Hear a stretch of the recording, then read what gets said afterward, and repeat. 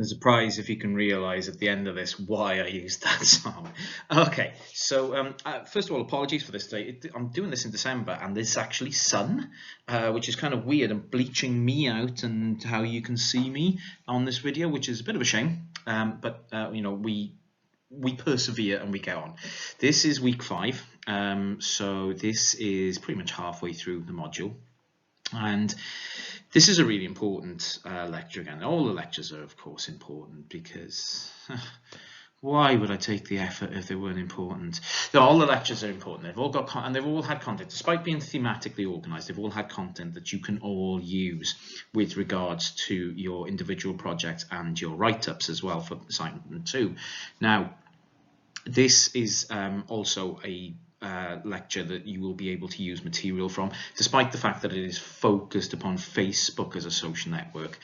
And I'm going to take this first part to really discuss and set the scene of Facebook in terms of why it's still critically important, despite the fact that I think there's been a concerted perception of Facebook over the past few years that it's becoming less important. I think that's an error a little. It's an error. There's no doubt Facebook use is dropping upon key demographics, but it is an error to think Facebook is disappearing. Or, of course, as I should be now referring to it, Meta, because it is Meta. Don't even get me started. But yeah, I'll talk about Meta in part 3, I think. So this lecture split over 3 videos. And what I really want to get at is, who are Facebook? What is the size and complexity of the world's biggest social network, which it is? Really important thing that I'll pick up on in parts 2 and 3 is what is digital oil and this concept of digital oil and why that's important. Facebook as a surveillance platform and the idea that there's no such thing as a free lunch are also very important. And I don't think these are necessarily new ideas, the last 2 in particular, Facebook as a surveillance platform and there being no such thing as a free lunch. You might think, what the hell are you talking about lunch for? It is actually just gone 1 o'clock, so it's kind of lunchtime. But what I'm talking about here is the notion that we don't pay for Facebook, therefore something gets taken. You know, we pay somehow for the service, and that's what we call no such thing as a free lunch. As I said, I think you'll be familiar with some of the ideas that underpin those last 2 points, but I'm trying to put them here in a much more critical context, and perhaps you have understood these ideas previously. So just very quickly with Facebook itself, when I discuss Facebook, when I'm talking about Facebook, this is what happens, roughly speaking, in a minute on Facebook. 243,000 photos, 500 accounts added. People are adding accounts on Facebook all the time. People leave, but people come back, and there are new accounts being added all the time. They make about $11,000 a minute. You might not, I don't know, you might not think that's very much, but do the math. You know, times 11,000 by 60, and that's your hourly, and then you do that for the rest of the day and so on. You think, damn, nearly 3.3 million items shared per minute.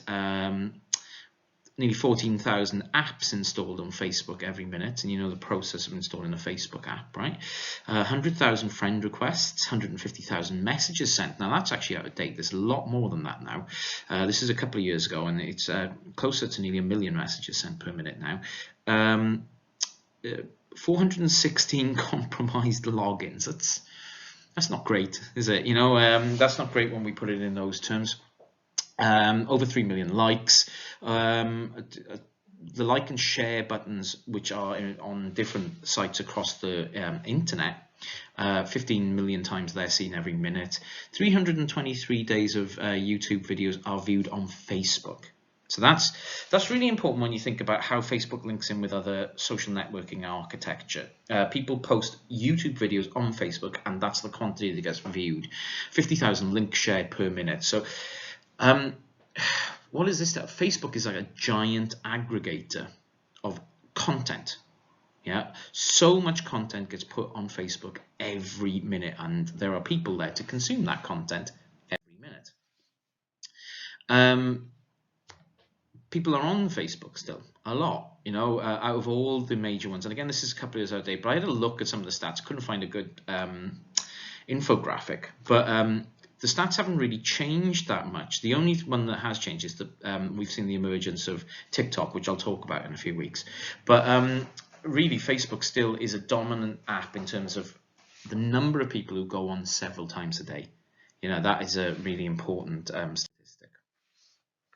Facebook, as we know, owns some fairly big things. The final one here you won't have heard of, and I know I'm obscuring a bit, but you can see the full graphic on the slides off Canvas. Facebook owns WhatsApp, which it paid $42 for a user. And it's a quiet Wednesday there. It was a while ago, don't worry. 450 million monthly active users at that time, and purchased for $19 billion. It paid $33 a user in 2012 for Instagram, purchased for $1 billion. And FriendFeed, you might think, what the hell is FriendFeed? FriendFeed was a piece of architecture that Facebook really bought in order to construct the wall, and basically what we have today as your feed on Facebook, and he paid $47 for that. So you need to think, okay, well, like, why are you talking about this? What's the point here? Well, Facebook buys.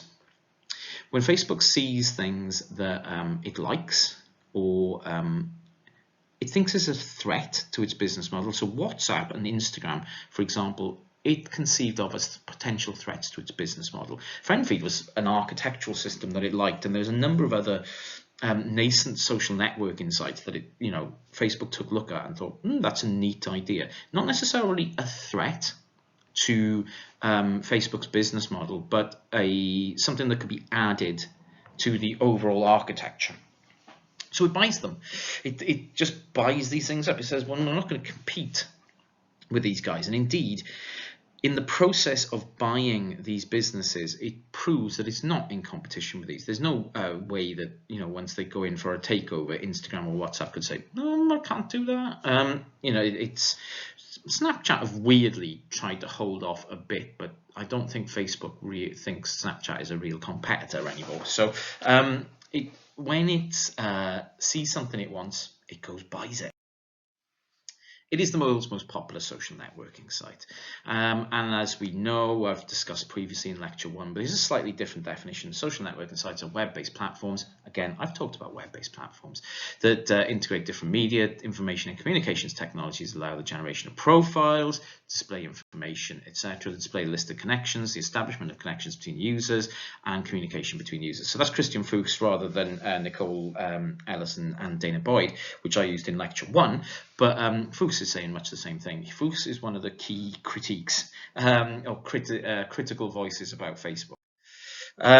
Who are Facebook? Well, there's the man himself, right? Is he smiling? Does he have emotions? I don't know. So Mark Zuckerberg, Eduardo Saverin, Dustin Moskovitz, and Chris Hughes, who were all Harvard students, founded the site in 2004. Members initially limited to Harvard students. Facebook gradually added support for students at other universities and eventually high school students, and eventually it blew up in 2006. Anyone who claims to be at least 13 years old, and there's an important point, anyone who claims to be 30, there's no age verification for a long time, has been allowed to be registered users of Facebook. Variations do exist in that, exist depending on local laws around the world, but largely around the world it's a 13-year-old. So we're pretty much familiar with this, right? Facebook held its initial public offering IPO share issue in February 2012, which valued the company at $104 billion. The largest valuation at that time for a newly listed public company, the biggest company ever to float. Began selling stock to the public 3 months later, and made Mark Zuckerberg in particular, and a few of the other people behind it, instant billionaires. Facebook makes most of its revenue from adverts that appear on the screen. I say most, nearly all. How do we start conceptualizing Facebook? You're probably by and large aware of some of these statistics, but what do they mean for us as academics? Well, I'll go back to Tanya Bucher again, who I've mentioned in other lectures. Her book, which is called Facebook, which was released in 2021, basically Tanya argues with $75 billion in revenue for 12 months to June 2020, Facebook owns the market for digital advertising. It is so colossal that the market for digital advertising is its. Even Google sits under it as like, how do we compete with this monster? It creates now, it's so big that it shapes the very market itself. So we should think of Facebook in these terms. Tanya Bucher comes up with a really interesting thing. It's what we call a tautology, right? It's when the subject of a sentence is included in its predicate. Facebook is Facebook. And you think, okay, what the hell does that mean? Well, what she's actually saying with that is Facebook is much bigger than just one thing. You can't say Facebook is a social network, or Facebook is an advertising platform, or Facebook is a messaging service, etc. Those things don't encompass what it actually is. It is bigger than one thing, and it's very much outdated to think of Facebook as a social networking site. Facebook is a massive global operating system and a serious political, cultural, and economic power broker. Whereas we may not be using it as much as we once did, it is very far from irrelevant. And I'm using Tim Morton's term here. Facebook is a hyper object. It is so large, it exists on a global scale. And it does so many different things and impinges on our lives in so many different ways that even when we're not aware that Facebook is around, it is doing stuff. When I'm trawling the internet, I don't know, reading about whatever one of my deep obsessions I'm thinking about at that point in time, Facebook is hoovering up my movements and my traffic without me knowing about it. When I walk down the street and I'm carrying my phone, the Facebook app on my phone is compiling that information. It is operating and doing things to me and collecting things about me constantly, all the time. Facebook as a hyper object exists such a scale that we can't even see that it exists. And this is what Bucher's really talking about when she says Facebook is a serious global operating system and it's bigger than any one thing. It's so huge that it impinges on our lives all the time, even though we don't know or realize it. There is a temptation to think that Facebook is sliding out of relevance with younger people. It's not really true. If we look, Zoe Tanya Sujan's work from 2018, Facebook is not meaningless to under 30s, but its meaning has changed, definitely. And now it's seen as a personal service platform for coordinating events, archiving photos, and relationship maintenance. And by relationship maintenance, that means largely friendship groups are maintained using it. It's not seen perhaps as the primary mode of socializing online, but more as it says, a personal service platform to help coordinate one's life. That still makes it extremely important, and it still means that it's being used in important ways which can generate revenue for the service. And that's without thinking about what Instagram does. So in terms of other ways that we can think about Facebook, be let all, Facebook is an atmosphere that attunes us to the world. And I think, damn, that's quite deep. What do you mean by atmosphere? Well, Facebook and its presence in the world has set certain parameters for action that even though we may not be thinking about them or aware of them on a daily basis, they are still helping shape the way we actually do things. The perceived presence of Facebook is always there and everywhere. And really what I'm trying to say here is that Facebook orients us towards the world in particular ways. The world has become Facebooked. I think, well, okay, like, give me an example of what exactly you mean. Well, I'll give you an example of what I mean.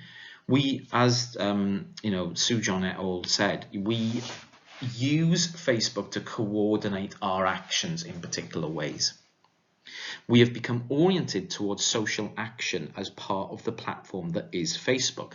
If I'm going out on the weekend, I will use either Facebook Messenger or WhatsApp to coordinate what is going on with the other people. Those are both Facebook services.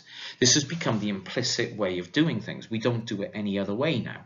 We, that coordination of what is going to go and happen, how I'm going to meet people, where I'm going to meet people, that all happens via Facebook. And Facebook therefore orients me in the world towards the world in a particular way. It orients my social action, saying it must be done through this kind of thing.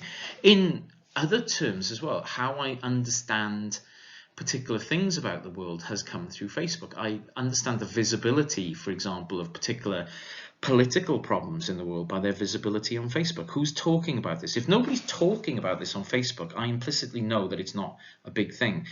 Facebook has oriented me in a particular way towards the world. That latter point has changed a bit personally for me over the years, as Facebook has been implicit in particular problems to do with politics. But basically I've transferred to Twitter, and it's no different a thing at the end of the day. There's still an orientation towards, or an atmosphere of the world that I am oriented in particular ways. Facebook as an operating system, I always struggle with this name, so let me have a second. I practiced like several times before doing this video as well. Vidyanathan, and you will remember Vidyanathan because I set a chapter, in fact the opening chapter of this book as reading last year in MS100, and of course you all did that. Moving swiftly on, Facebook is, according to Vidyanathan, I'm getting there now. Facebook is the operating system of our lives. It has the power to measure our activities and states of being and constantly guides our behavior. So Facebook, one of the analogies of that's been used to describe Facebook is as a town square. And what Vidyanathan, and indeed if we take Tim Morton's point and Tanya Bucher's point, it is not a town square, it is a planetary entity. It is so large that it guides actions across the world, because as Vidyanathan says, it measures our activities and states of being constantly and then guides our behavior based on those things. It is constantly taking information about us and pushing us in particular ways to create new information flows and new forms of behavior, which is remarkable if you think about it, but really that is the story of how Facebook operates. And again, one of the questions that we spring to mind, but I don't really use Facebook, so how is it doing that? It doesn't matter, especially if you use one of the other Facebook platforms. It really doesn't matter because it's still harvesting huge amounts of information, but actually it doesn't matter at all because Facebook's tentacles spread everywhere across the web. In terms of time, and I've used, look at my pun, time, according to Tanya Bucher, Facebook is actually involved in the production of time and space. We're familiar with the argument that media eradicates time and space differences, and Facebook is an important extra way of thinking about how we can socialize in real time and have social interactions in real time with one another. But entities in relation to one another, entities in the world sit in relation to one another through Facebook. And it's that relationality of things which is key to how Facebook produces space and time.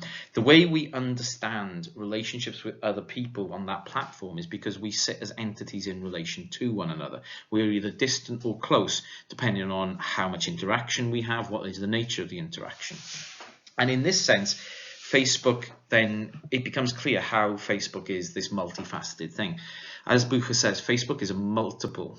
It comes together in various ways as a result of different configurations, and what we take Facebook to be is a result of different elements at different times. It too is always changing, and therefore there's not only one Facebook, there are many different Facebooks for different people. I consider it different to you consider it, and you consider it different to your peers, depending on what point in time we are, how we're using it, and how we sit as entities in relation to Facebook as an entity and the other entities that we are connected through Facebook to. It's a remarkably complex system, always changing, always in motion, never static. And within that, when we think of Facebook as a space and we think of time itself as we experience it, these are modulated by Facebook itself constantly. Deep stuff. Facebook also exists as a concept or a discourse. So Facebook as a concept exists as a basic concept in our language, but also has very specific meanings beyond that basic concept. And it's all of those things that form the overall concept of Facebook. Facebook as a concept too has discursive power because Facebook can control what is said and how it is said and how far that spreads. And the sharing economy is a discursive product, therefore, of Facebook itself. What is said and how it is shared and how it generates revenue is in itself a product of how Facebook shapes discourse.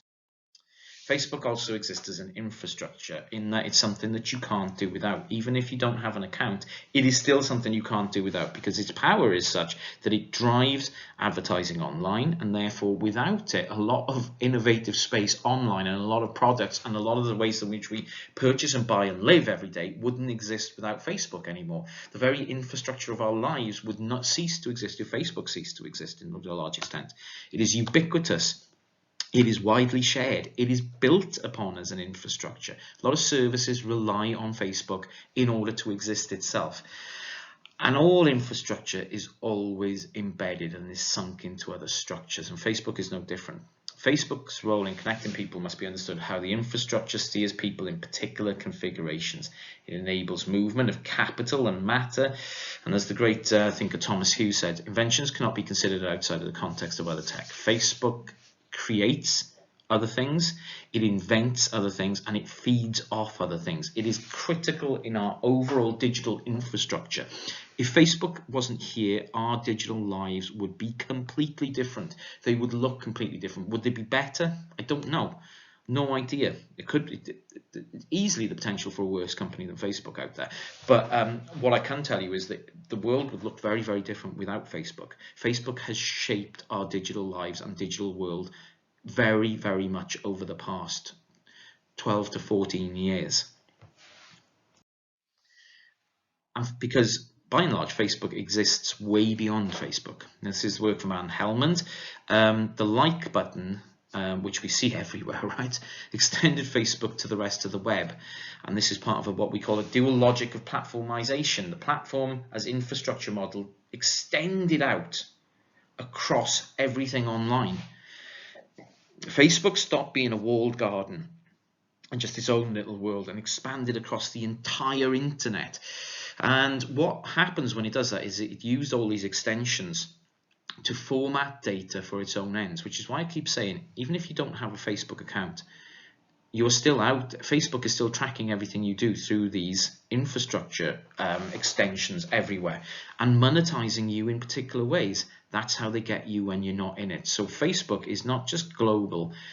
Well, Facebook is not just global for its members, it's global for all of us. It knows no boundary. So that's what we're dealing with when we talk about Facebook. Okay, I will move swiftly on to video 2 very shortly.